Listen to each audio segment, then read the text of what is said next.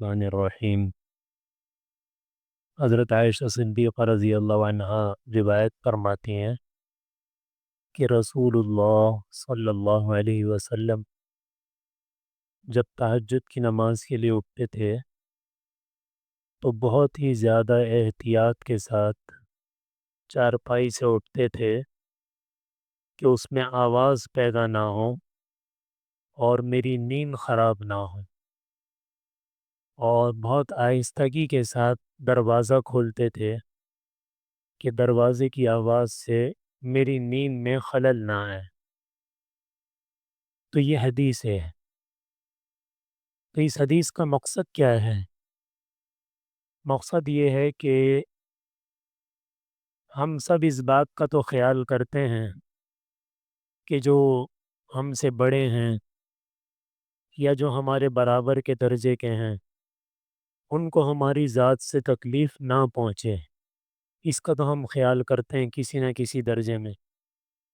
اس میں بھی کوتاہی ہو جاتی ہے، لیکن یہ پھر بھی ہمارے ذہن میں ہوتا ہے کہ بھئی ہمارے والدین ہیں، ہمارے استاد ہیں، ہمارے پیر صاحب ہیں، ہمارے بڑے بہن بھائی ہیں، سسر ہیں، ساس ہیں، ماموں ہیں، چچا، تایا، خالہ، پھوپھی وغیرہ وغیرہ۔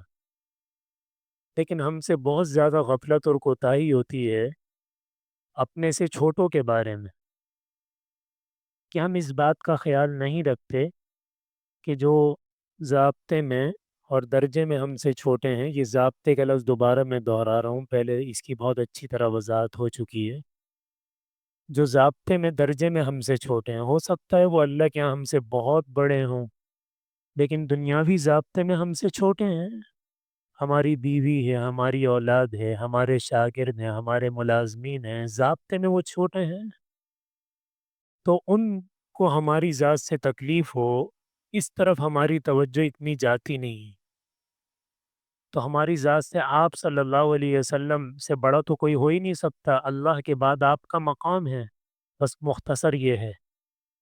تو جو بھی ہیں سب آپ سے چھوٹے ہیں، تمام انبیاء علیہ السلام آپ سے چھوٹے ہیں، سب چھوٹے ہیں، لیکن آپ اپنے سے چھوٹوں کا خیال رکھتے کہ میری ذات سے میرا کوئی عمل ان کی تکلیف کا ذریعہ نہ بن جائے۔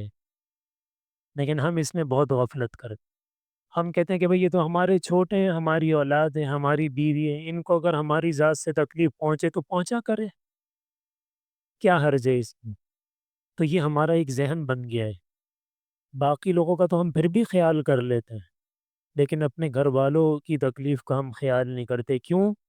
اس لیے کہ ان کا جرم یہ ہے کہ وہ میری بیوی ہے، وہ میری اولاد ہے، یہ ان کا جرم ہے، اس لیے میں ان کی تکلیف کا خیال نہیں رکھوں گا۔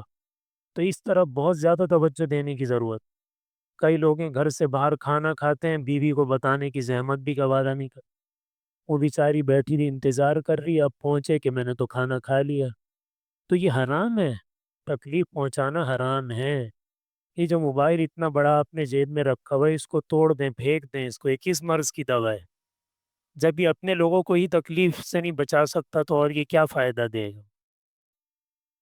اور بہت ساری صورتیں ہیں، یہ تو ایک میں نے عرض کی ہے۔ تو اس لیے کوئی بات ہے تو اس بات کو اپنے دل اور دماغ میں بٹھا لیں کہ میری ذات سے کسی کو تکلیف نہ ہو۔ کسی کو بات آپ نے کہہ دی، کوئی کام کہہ دیا، اس کو پورا کریں۔ کوئی اجنبی بیگانہ آدمی بھی ہے، کہتے ہیں کہ میں تو بھول گیا، تو بھئی کیسے بھول گئے؟ آپ نے نہ بھولنے کا کوئی انتظام کیا تھا؟ کہہ رہے میں تو بھول گیا، بھول تو معاف ہے، ایسے معاف نہیں ہے۔ مثلا آپ نے مجھ سے ایک کام کہا کہ بھئی آپ میرا یہ کام کر دیں، میں نے کہا ٹھیک ہے انشاءاللہ میں کر دوں گا، اب میں بھول گیا۔ آپ نے کل مجھے کہا، میں نے کہا میں تو بھول گیا تھا۔ میں نے اس نہ بھولنے کا کیا انتظام کیا تھا؟ کوئی انتظام نہیں کیا، تو میں مجرم ہوں؟ اس کا انتظام یہ تھا کہ ہر آدمی کی جیب میں ایک چھوٹی سی ڈائری اور ایک پین ہونا چاہیے، جو مسئلہ ہے اس کو لکھ لیں۔ اور اب تو نیا زمانہ آ گیا ہے، تو میں پرانے زمانے کی بات کر رہا ہوں، اب تو موبائل ہے، اس میں ریمائنڈر ہوتا ہے، اس میں یاد دہانی ہوتی ہے۔